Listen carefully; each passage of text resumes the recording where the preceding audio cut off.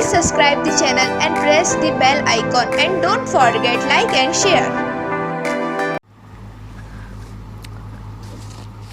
Hello दोस्तों, स्वागत है आप सभी का आपके अपने चैनल हमारा स्टडी में। दोस्तों, हमारा स्टडी चैनल में Madhya Pradesh ITI training officer TO की कंप्लीट ऑनलाइन क्लास करने जा रहे हैं, जिसमें दोस्तों हम मशीनिस्ट और फिटर ट्रेड का कोर्स को कंप्लीट करेंगे। दोस्तों, यदि आपने अभी तक चैनल को सब्सक्राइब नहीं किया है तो चैनल को सब्सक्राइब कीजिए तथा बेल आइकन को दबाइए ताकि हमारे आने वाले सारे वीडियो की जानकारी आपको आसानी से मिलती रहे। तो चलिए दोस्तों, आज का हम फर्स्ट टॉपिक स्टार्ट करते हैं। हमारा फर्स्ट चैप्टर है दोस्तों occupational safety and first aid. इसकी ये क्लास 1 है दोस्तों। तो चलिए स्टार्ट करते हैं। तो दोस्तों, हमारा फर्स्ट चैप्टर क्या है? Occupational safety and first aid, व्यावसायिक सुरक्षा एवं प्राथमिक चिकित्सा। तो दोस्तों, ऑक्यूपेशनल सेफ्टी क्या होती है, व्यावसायिक सुरक्षा क्या होती है? दोस्तों, ये बहुत ही इम्पोर्टेंट होता है। तो देखिए, ऑक्यूपेशनल सेफ्टी क्या होती है? व्यावसायिक कार्यों में कार्यरत श्रमिकों के कल्याण एवं स्वास्थ्य से संबंधित होती है दोस्तों, यदि जो श्रमिक इंडस्ट्री में काम कर रहा है, यदि वो स्वस्थ होगा तो वह अच्छे से पूरी फुल एफिशिएंसी के साथ काम कर सकेगा। ठीक है दोस्तों, चलिए आगे बढ़ते हैं। आगे है दोस्तों दुर्घटना और उसके कारण। दोस्तों, दुर्घटना क्या होती है? यदि आपसे पूछा जाता है कि दुर्घटना क्या होती है, दोस्तों दुर्घटना क्या होती है? जो घटना कभी भी कहीं भी ना चाहते हुए घट जाती है उसे हम दुर्घटना कहते हैं। किसे कहते हैं दुर्घटना? जो घटना कभी भी कहीं भी ना चाहते हुए घट जाती है उसे हम दुर्घटना कहते हैं। दोस्तों, दुर्घटना के कारण, दुर्घटना के क्या क्या कारण हो सकते हैं तो ये हम पढ़ेंगे। तो दोस्तों, दुर्घटना के क्या क्या कारण हो सकते हैं? तो दोस्तों, इसका पहला कारण है अज्ञानता। ठीक है दोस्तों, क्या है पहला कारण? अज्ञानता। अज्ञानता से क्या मतलब है दोस्तों? कि जिस भी काम को हम कर रहे हैं दोस्तों, यदि हमको उसका पूरा नॉलेज नहीं हैगा तो हम वह काम को पूरी एफिशिएंसी और अच्छे से नहीं कर पाएंगे। और जब हम उस कार्य को अच्छे से नहीं कर पाएंगे, उसका नॉलेज हमको नहीं होगा, तो दुर्घटना का कारण होगा दोस्तों। तो वह दुर्घटना को जन्म दे सकता है। तो दोस्तों, क्या होता है दुर्घटना का फर्स्ट कारण? क्या पढ़े हमने? अज्ञानता। ठीक है दोस्तों, अगला है हमारा सेकंड अत्यधिक आत्मविश्वास, ओवर कॉन्फिडेंस। दोस्तों, यदि हम ओवर कॉन्फिडेंस होंगे, हमको लगेगा कि हम जो भी मशीन चला रहे हैं या जिस भी टूल का इस्तेमाल कर रहे हैं या यूज़ कर रहे हैं वह हमसे बहुत अच्छे से तरीके से चलाते आता है, हम ओवर कॉन्फिडेंस रहेंगे तो दोस्तों वह भी दुर्घटना का एक कारण हो सकता है। तो हमें ओवर कॉन्फिडेंस नहीं होना है। तीसरा कारण है ओवर टाइम। दोस्तों, क्या है तीसरा कारण? Over time. दोस्तों, क्या होता है कि जब भी कोई कर्मचारी या कामगार कंपनी में या इंडस्ट्रीज़ में काम करता है तो वह काम करता है, उसके बाद यदि वह ओवर टाइम करता है तो ओवर टाइम करते करते क्या होता है दोस्तों? थक जाता है। थकने के कारण क्या होता है दोस्तों? इसकी एफिशिएंसी में कमी आ जाती है और वह मन लगा के काम नहीं कर पाता है, जो कि दुर्घटना को जन्म देती है। तो तीसरा कारण क्या हो सकता है दोस्तों? क्या होगा? ओवर टाइम भी इसका एक महत्वपूर्ण कारण है दुर्घटना का। फोर्थ है दोस्तों उत्सुकता। उत्सुकता से क्या मतलब है दोस्तों?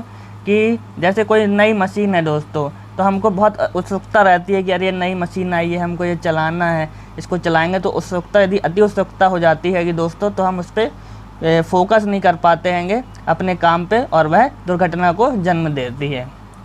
तो ये हो गया दोस्तों, उत्सुकता के कारण भी दुर्घटना हो सकती है। फिफ्थ कारण है दोस्तों अनुशासनहीनता। अनुशासनहीनता दोस्तों, ये बहुत ही इम्पोर्टेंट चीज़ है दोस्तों। यदि हम किसी भी काम को कर रहे हैं तो हमें अनुशासन में रहना बहुत ही ज़रूरी है। यदि अनुशासनहीनता होगी दोस्तों तो दुर्घटना हो सकती है। अनुशासनहीनता से क्या मतलब है दोस्तों? कि जैसे कि यदि हम कोई भी काम कर रहे हैं और हम वह अनुशासन में नहीं कर रहे हैं दोस्तों, यदि हम किसी भी कंपनी या इंडस्ट्रीज में काम कर रहे हैं और हम यहाँ वहाँ दोस्तों दौड़ रहे हैं, एक दूसरे से बातें कर रहे हैं, हंसी मजाक कर रहे हैं दोस्तों, और हम अपने काम पे फोकस नहीं कर पा रहे हैं, तो यह भी अनुशासनहीनता रहती है दोस्तों। इसके कारण क्या होता है? यह दुर्घटना का कारण हो सकती है। अगला है दोस्तों सिक्स्थ, गलत टूल का प्रयोग करना। दोस्तों यदि हम गलत टूल का प्रयोग करते हैंगे तो इसके भी दुर्घटना हो सकती हैगी। ये बहुत ही इम्पोर्टेंट है दोस्तों, जिस भी उचित काम के लिए उचित टूल का प्रयोग ही करना चाहिए। अगला है दोस्तों 7th, विद्युत वायरिंग का सही ना होना। दोस्तों यदि विद्युत वायरिंग सही नहीं होगी, ढीली होगी, तो स्पार्क हो सकता है। स्पार्क होने के कारण जो भी वहाँ पे काम कर रहा हैगा उसको करंट लग सकता है या आग लग सकती है, जो कि दुर्घटना का कारण हो सकती है। अगला है दोस्तों नेक्स्ट, बैड प्लानिंग।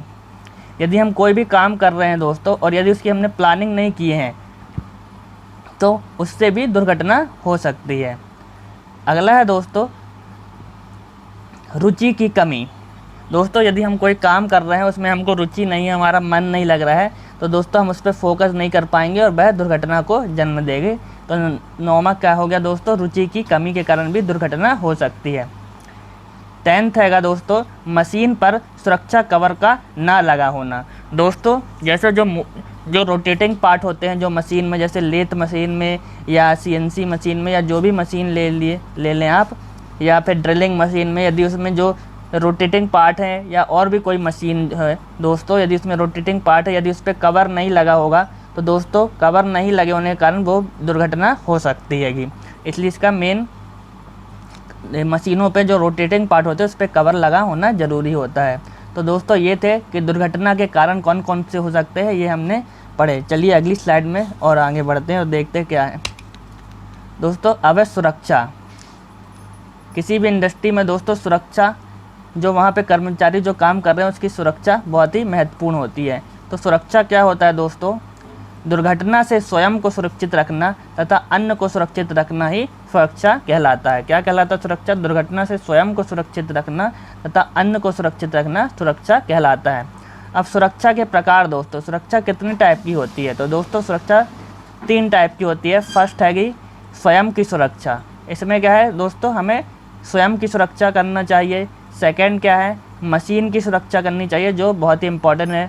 और तीसरा क्या है दोस्तों, साधारण सुरक्षा। तो अब हम इन तीनों को डिटेल में देखते हैं कि क्या क्या होता है। चलिए नेक्स्ट स्लाइड में देखते हैं क्या होता है। तो स्वयं की सुरक्षा, स्वयं की सुरक्षा में क्या क्या आता है, क्या क्या ध्यान देने योग्य बातें हैं, तो चलिए हम देखते हैं। इसमें फर्स्ट है दोस्तों, कार्य करते समय ढीले कपड़े नहीं पहनने चाहिए। दोस्तों जब भी हम कुछ काम कर रहे हैं या किसी मशीन पे काम कर रहे हैं या तो हमें ढीले कपड़े नहीं पहनने चाहिए, क्योंकि दोस्तों जो यदि ढीले कपड़े होंगे तो वह रोटेटिंग पार्ट में फंस सकते हैं, जिससे दुर्घटना हो सकती है। तो दोस्तों यदि हमें स्वयं की सुरक्षा के लिए कार्य करते समय ढीले कपड़े नहीं पहनने चाहिए। सेकेंड है दोस्तों, कार्य करते समय टाई, अंगूठी, मफलर नहीं पहनना चाहिए। ठीक है दोस्तों, सिमिलर फर्स्ट वाले के जैसे, जो यदि टाई, अंगूठी, मफलर नहीं पहनना चाहिए, क्योंकि ये दोस्तों मशीन में फंस सकते हैं। तीसरा है दोस्तों क्या है, कार्य करते समय जूते पहनना चाहिए। दोस्तों कार्य करते समय हमेशा जूते पहनना चाहिए दोस्तों, क्योंकि जब हम काम करते हैं तो दोस्तों जो मशीनों से जो चिप वगैरह जो निकलती रहेगी, वो मान लो यदि फ्लोर में गिरी हुई है तो वह हमें पैरों पे लग सकती है, जिससे हम चोटिल हो सकते हैं। इसलिए हमें कार्य करते समय जूते पहनना चाहिए। फोर्थ है दोस्तों, चलती मशीन को हाथ से नहीं रोकना चाहिए। दोस्तों यदि मशीन चल रही है और हम उसको हाथ से रोकने का प्रयास करेंगे तो वो दुर्घटना हो सकती है, इसलिए हमें कभी भी चलती मशीन को हाथ से नहीं रोकना चाहिए। फिफ्थ है, आँखों की सुरक्षा के लिए चश्मे पहनने चाहिए। दोस्तों हमें हमेशा आँखों की सुरक्षा के लिए चश्मे पहनना चाहिए। दोस्तों यदि हम किसी भी चीज़ की ग्राइंडिंग कर रहे हैं तो उससे जो कण निकलते हैं दोस्तों, वो हमें हमारी आँखों को नुकसान पहुँचा सकते हैं, इसलिए हमें हमेशा चश्मा पहनना चाहिए। नेक्स्ट है दोस्तों 6th, चोट लगने पर तुरंत प्राथमिक चिकित्सा लेनी चाहिए। दोस्तों यदि किसी भी कर्मचारी को चोट लग जाती है तो उसे प्राथमिक चिकित्सा लेनी चाहिए। नेक्स्ट है, जिस मशीन का ज्ञान ना हो उसे नहीं चलाना चाहिए। दोस्तों यदि हमें किसी मशीन के बारे में नॉलेज नहीं है, ये कैसे चलती है, क्या होता है, तो उस मशीन को हमें नहीं चलाना चाहिए।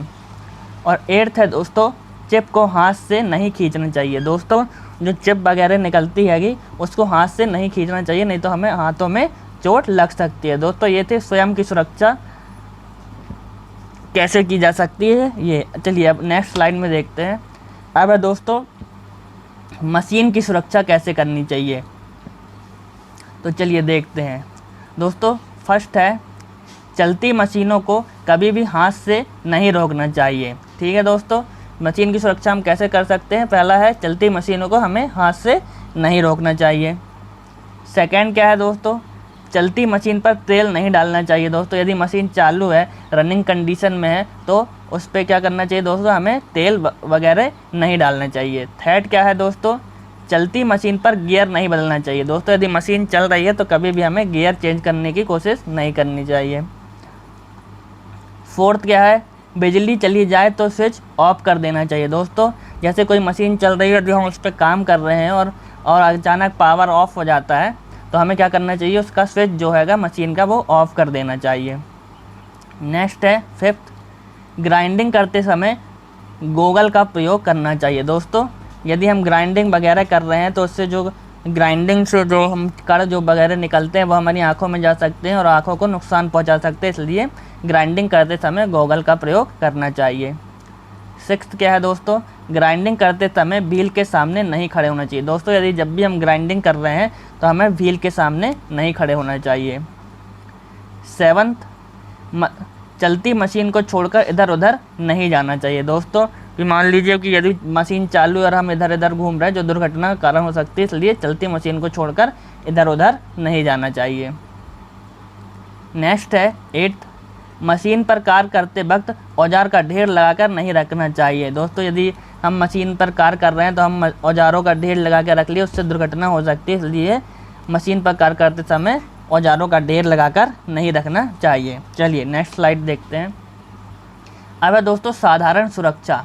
साधारण सुरक्षा में क्या क्या बातों का ध्यान रखना चाहिए, चलिए देखते हैं। फर्स्ट है, कार्यशाला में आग बुझाने का संयंत्र होना चाहिए।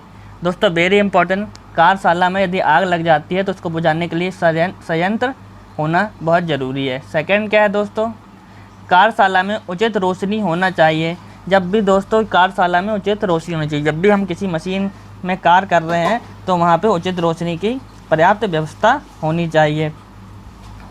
ठीक है, चलिए नेक्स्ट हैगा थर्ड, दोस्तों कार्यशाला में धूम्रपान नहीं करना चाहिए। तो क्या हो गया दोस्तों, थर्ड क्या है, कार्यशाला में कभी भी धूम्रपान नहीं करना चाहिए। फोर्थ, उचित प्रकार के लगे हत्थे वाले टूलों का ही प्रयोग करना चाहिए। दोस्तों जब जो भी हम टूल प्रयोग कर रहेंगे तो हमें उसमें उचित प्रकार के हत्थों का, यदि उसमें हत्थे लगे हैं तभी उसको यूज़ करना चाहिए, वरना उसको यूज़ नहीं करना चाहिए, नहीं तो हाथों में लगने का खतरा रहता है, जो कि दुर्घटना का कारण हो सकता है। अब फिफ्थ देखते हैं दोस्तों। फिफ्थ क्या है, कार्यशाला में बिजली के नंगे तार नहीं होने चाहिए। दोस्तों यदि कार्यशाला में बिजली के नंगे तार होंगे दोस्तों तो उससे क्या होगा कि उससे हमें करंट वगैरह लगने का डर रहेगा, जो कि दुर्घटना का कारण हो सकता है, इसलिए बिजली के नंगे तार नहीं होने चाहिए, उसके ऊपर इंसुलेटर लगा होना चाहिए। सिक्स्थ है, कार्यशाला का फर्श साफ़ सुथरा होना चाहिए। दोस्तों कार्यशाला का जो फर्श है वह साफ़ सुथरा होना चाहिए, उसमें किसी प्रकार की गंदगी या तेल ग्रीस वगैरह आदि नहीं डला होना चाहिए, नहीं तो इससे हम फिसल के गिर सकते हैं और हमें चोट लग सकती है, इसलिए कार्यशाला का जो फर्श है वह साफ़ सुथरा होना चाहिए। सेवन्थ है, काटने वाले औजारों और मापने वाले औजारों को अलग रखना चाहिए। दोस्तों क्या करना चाहिए, काटने वाले औजार और मापने वाले औजारों को अलग रखना चाहिए, नहीं तो दोस्तों यदि एक साथ रखेंगे तो मापने वाले औजार जो होंगे वह ख़राब हो सकते हैं, उसकी एफिशिएंसी में कमी आ सकती हैगी या बहुत, तथा वह हमें गलत रीडिंग दे सकते हैं, इसलिए उनको अलग रखना चाहिए। अब एट्थ है दोस्तों, ज्वलनशील पदार्थों को उचित स्थान पर रखना चाहिए। दोस्तों जो ज्वलनशील पदार्थ होते हैं उनको उचित स्थान पर रखना चाहिए, उनको अलग रखना चाहिए, नहीं तो क्या हो सकता है दोस्तों, आग लगने का डर रह सकता है जो कि दुर्घटना का कारण हो सकता है, तो हमें ज्वलनशील पदार्थों को उचित स्थानों पर रखना चाहिए। नाइन्थ है दोस्तों, चलती ट्रेन के चलती क्रेन है दोस्तों, ये क्रेन, चलती क्रेन के नीचे खड़ा नहीं होना चाहिए। क्या है दोस्तों, नाइन्थ, चलती क्रेन के नीचे खड़ा नहीं होना चाहिए हमेशा। दोस्तों क्या है, यदि ऊपर से क्रेन वगैरह चल रही है नीचे, यदि हम उसके नीचे खड़े हैं तो यदि वह उसके गिरने या उसके ऊपर जो कार कर रहा है क्रेन के ऊपर, तो यदि उससे कुछ गिर जाए तो हमें दुर्घटना हो सकती है, इसलिए हमें चलती क्रेन के नीचे खड़ा नहीं होना चाहिए। तो दोस्तों ये थे ऑक्यूपेशनल सेफ्टी और फर्स्ट एड के कुछ पार्ट आज हमने पढ़े। इसी टॉपिक को हम अगली क्लास में और आगे बढ़ाएंगे, और भी जो है उसमें है और हम पढ़ेंगे। तो दोस्तों यदि आप वीडियो आपको पसंद आया हो तो इस वीडियो को लाइक कीजिए दोस्तों, और चैनल को सब्सक्राइब कीजिए और इसे अधिक से अधिक लोगों को शेयर कीजिए दोस्तों। Thank you.